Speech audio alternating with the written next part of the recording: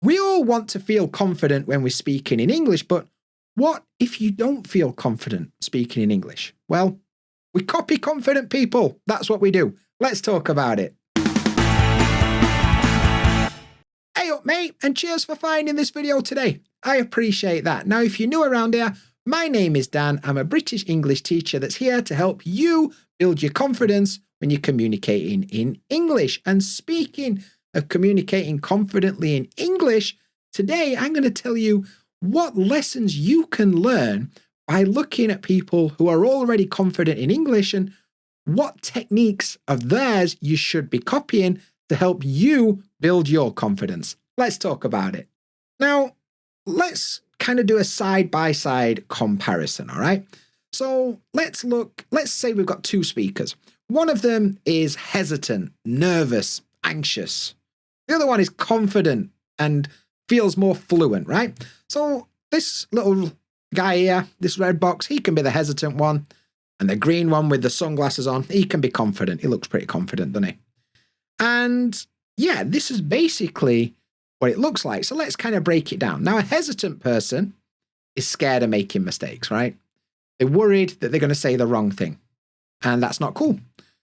However, the cool guy, the confident guy, he doesn't worry about mistakes. He just tries to be understood. He uses different techniques. He uses, talking around problems, and he tries as much as he can to get the message across, whether he's right in his grammar and his vocabulary or not.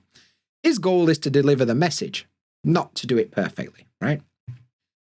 Let's have a look at the hesitant guy. He overthinks everything. He worries if he's used the best word for that situation. Is it the perfect word? Did he use the grammar perfectly? Did he choose the correct grammar pattern? Did he conjugate everything correctly? And then probably goes back and corrects himself quite a lot because he's worried that he didn't do it correctly. However, the confident guy doesn't really think about that. He just wants the conversation to flow nicely. He wants it to keep moving. You don't want to get stuck while he tries to say the same sentence 4 times. Just keeps going. Lets it flow. Confident people don't correct themselves. They don't worry. They just keep going. And that's one of the hallmarks of a confident speaker. Now, a hesitant person studies a lot. They spend a lot of time, textbooks, apps, that kind of stuff. Whereas a confident person practices a lot. They take the knowledge they've got and they apply it and they use it every day. And that's why they're confident. Because we all know, we've said it before on this podcast, we'll say it again. Confidence comes from taking action, not from reading about taking action. So yeah, practicing a lot builds confidence, and that's why he's confident. Yeah, and the hesitant speaker will often correct himself. They'll say the same sentence 4 different ways to make sure they've said it perfectly somewhere in there. Whereas the confident person, they don't do that. They just focus on communication. They focus on being understood. They focus on making sure they can understand the other person. And they focus on making sure that the message is delivered and understood. And the hesitant speaker will translate from their native language back and forth into English, whereas the confident speaker will think and speak in English at the same time, making it easier, meaning he hesitates less, and he looks a bit more confident. Now, from those two people, you've got the hesitant person who's scared of making mistakes, that overthinks everything, that studies way, way more than they practice, and they always correct themselves and they translate from their native language. Or would you rather be the confident person who tries to be understood, has nice flowing conversations, practices a lot, focuses on communication, and thinks and speaks in English? Now, for me, it seems pretty obvious which one of them two things is better than the other. Given a choice, I think I would obviously choose to be the hesitant speaker. Said nobody ever. Of course we want to be the confident speaker. So now we can see the big differences between the two. We can kind of work out what we need to copy and what kind of things we need to be doing regularly for this to make sense. Now, these are the things that I think you should copy, okay? Now, a hesitant speaker will study and wait for confidence to come. However, a confident speaker will speak before they feel ready, right? And that's the key. You've got to speak before you feel ready, because confidence comes from doing, not the other way round. You don't do something after you feel confident. You do something and therefore you become confident, right? And there's no such thing as feeling ready or the perfect time. It doesn't exist. The perfect time was 2 weeks ago. The second most perfect time is right now. So get started. And even if you practice on your own, even if you read a book out loud, if you do some shadowing, whatever it is, do it. Do it every day. And that's going to build your confidence. So make sure you start speaking even if you don't feel ready. That's the first thing you should do. The next thing is stop worrying about mistakes. I must have said this about 3 million times. And I hope you're sick of hearing me say it, because if you're sick of hearing me say it, you've heard it enough times that you should understand what's wrong. But just in case you're not sure, a hesitant speaker will overthink and self-correct everything. We've discussed that. Whereas a confident person will focus on getting the message across, whether it's perfect or not, right?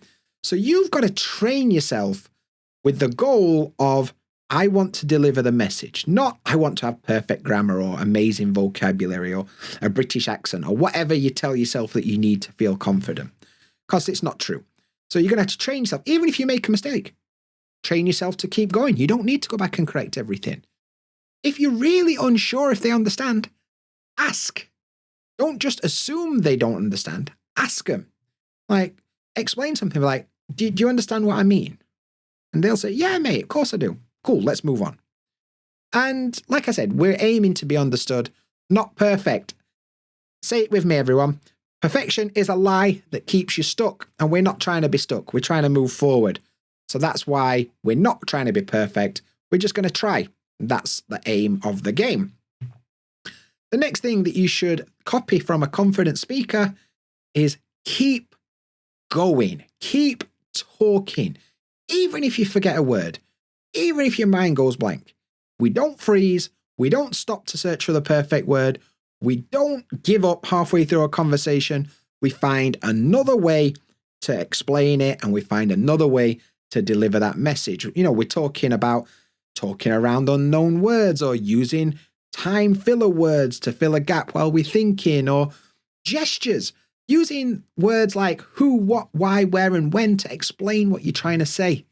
All of these techniques really, really useful to making sure your conversation flows and you can keep talking even if you forget a word, right? Now, the next thing that you should copy from confident speakers is control your speed. Now, hesitant speakers tend to speak really fast because they're nervous. And I think on some level, they also probably feel like if I speak really fast, maybe they won't notice the mistakes. Okay, but if you're just mumbling really fast and speaking like this, you what, mate? What? So calm it down, mate. Calm it down. And take a breath and go at your own pace. Now, confident speakers control the pace and they use pauses effectively, and they speak at a comfortable pace for them. And that's important. You don't need to rush. Slowing down can often make you seem more confident. And learn when and how to pause naturally. Like, where do native speakers usually pause in the sentences? We don't just put all the words together in one big long sentence and just keep speaking until we run out of breath. And then we do it again and we do it again. And we just keep speaking like this until we can. It doesn't work, does it? So work out how native speakers use pauses effectively to make sure that they are able to speak for longer periods of time without having to speed up and run out of breath. Now, if you're not sure about this, what I would recommend is record yourself speaking. A big part of the speaking practice pack and even the speaking practice planner, you know, the free thing that you can get in the link in the description, the thing that helps you plan out your speaking for the week, and it's got the planner and the tracker and everything. A big part of this is recording yourself. A, so you've got something to listen back to after a while to see if you're making progress. But B, when we speak and we listen to it in our own head, it's not the same as what other people hear. So we kind of need a way to listen back to ourselves to see what other people are hearing when we speak. And you can record yourself And you can notice, are you speaking too quickly? Are you speaking at a nice pace? Are you pausing in natural places? Recording yourself and listening back to it will help with that. And the last thing that you should copy from native speakers, not even native, confident speakers, is you need to build muscle memory through practice. Now, speaking in English is a little bit different to a lot of the other skills because it requires the physical aspect of the language. You've got to move muscles. You've got to force certain actions. You've got to move your tongue in certain ways. And at first, there'll be certain movements of your mouth that are more difficult. There'll be certain sounds in English that don't exist in your language. And it'll be difficult for you to actually make those, words regularly. And the way we do that is we train the muscles in our mouth and we build muscle memory so it becomes automatic, right? Now, hesitant speakers, they only speak English when they have to. It's like, oh God, I can't avoid speaking in English, so I guess I'll have to do it. Whereas a confident speaker makes it a daily habit. They speak every day, even if they're on their own. They'll find a way to practice speaking in English every day. So they'll speak out loud, even if it's just describing what they're doing, or they'll have a conversation with themselves in the shower about what they're going to do today, or they'll record an audio diary, or, they are part of the Brit Speak Mates community, which is my community that I launched last month. And in there's daily speaking practice exercises. There's ways to connect with other native speakers, other confident speakers, and I'm in there as well. So there's natives in there as well. But yeah, joining conversation-based practice like in Brit Speak Mates is a great way to practice every single day. And you should also make a structured speaking plan and have organized activities every single day and go one step at a time.